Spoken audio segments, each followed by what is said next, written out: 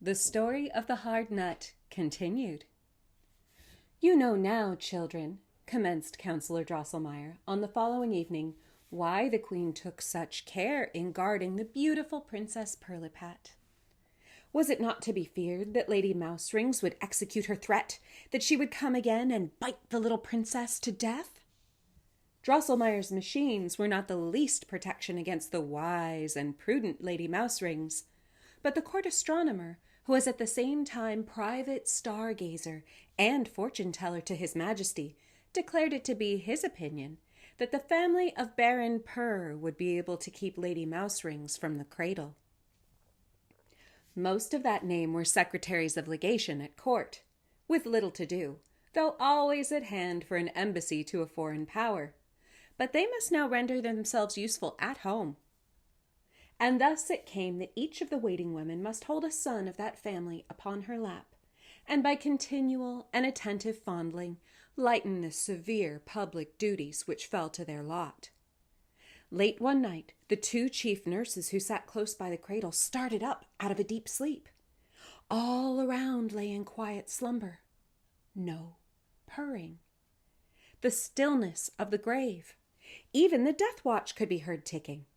And what was the terror of the two chief waiting women as they just saw before them a large, dreadful mouse, which stood erect on its hind feet and had laid its ugly head close against the face of the princess.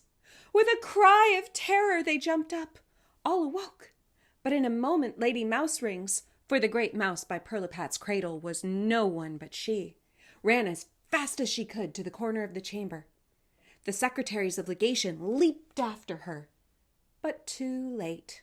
She had disappeared through a hole in the chamber. Little Pirlipat awoke at the noise and wept bitterly. "Thank heaven!" cried the nurse. "She lives! She lives!" But how great was their terror when they looked at Pirlipat and saw what a change had taken place in the sweet, beautiful child. Instead of the white and red face with golden locks, a large, ill-shaped head sat upon her thin, shriveled body.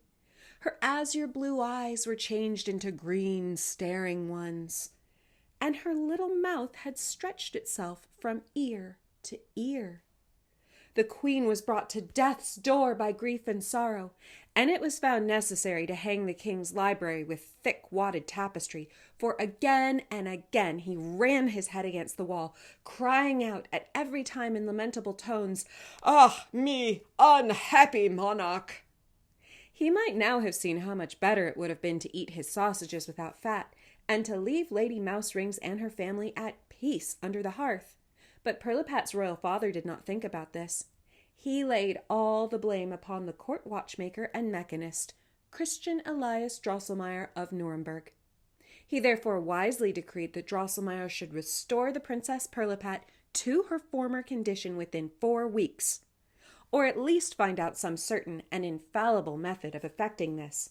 Otherwise he should suffer a shameful death under the axe of the executioner.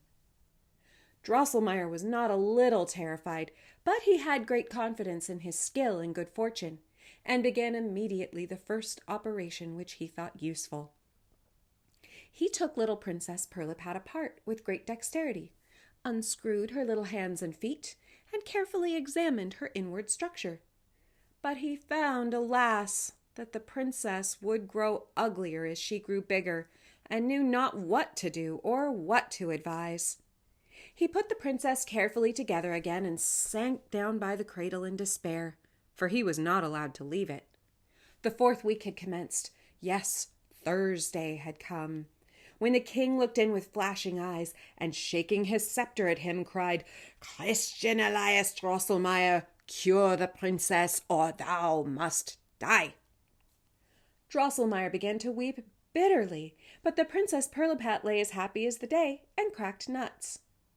Pirlipat's uncommon appetite for nuts now occurred for the first time to the mechanist, and the fact likewise that she had come into the world with teeth. In truth, immediately after her transformation, she had screamed continually until a nut accidentally came in her way, which she immediately put into her mouth, cracked it, ate the kernel, and then became quite composed. Since that time, her nurses found that nothing pleased her so well as to be supplied with nuts. "O sacred instinct of nature, eternal, inexplicable sympathy of existence!" cried Christian Elias Drosselmeyer. "Thou pointest me to the gates of this mystery. I will knock, and they will open." He begged straightway for permission to speak with the royal astronomer, and was led to his apartment under a strong guard.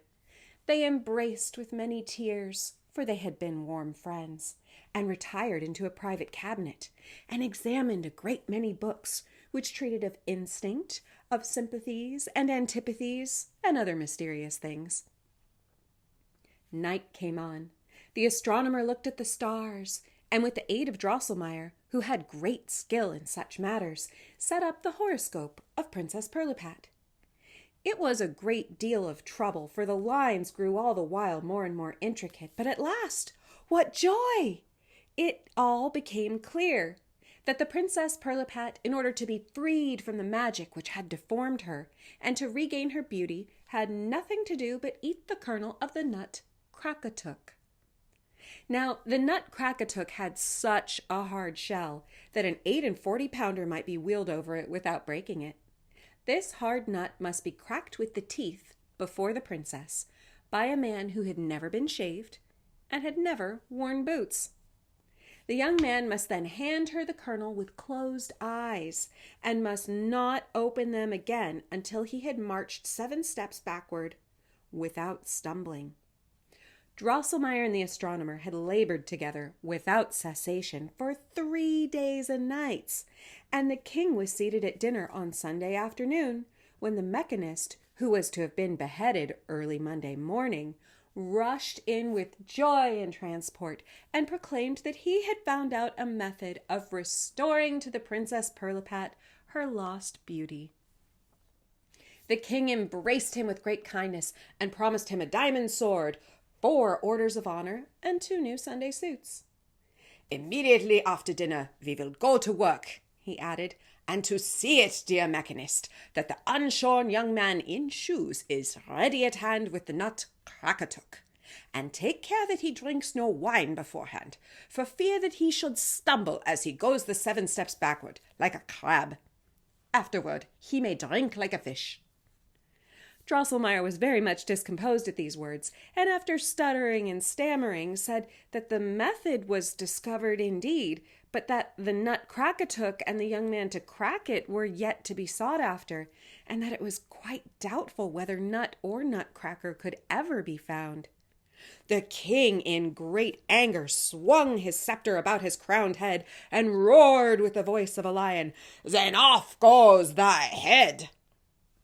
It was very fortunate for the unhappy Drosselmeyer that the king's dinner had been cooked better than usual this day, so that he was in a pleasant humor, and disposed to listen to reason, while the good queen, who was moved by the hard fate of the mechanist, used her influence to soothe him.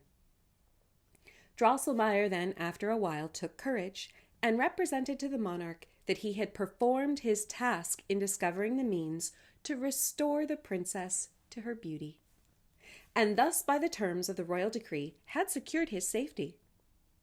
The king said that was all trash, stupid stuff and nonsense, but resolved at last that the watchmaker should leave the court instantly, accompanied by the royal astronomer, and never return without the nut Krakatuk in his pocket. By the intercession of the queen, he consented that the nutcracker might be summoned by a notice in all the home and foreign newspapers and journals. Here the counselor broke off again, and promised to narrate the rest on the following evening.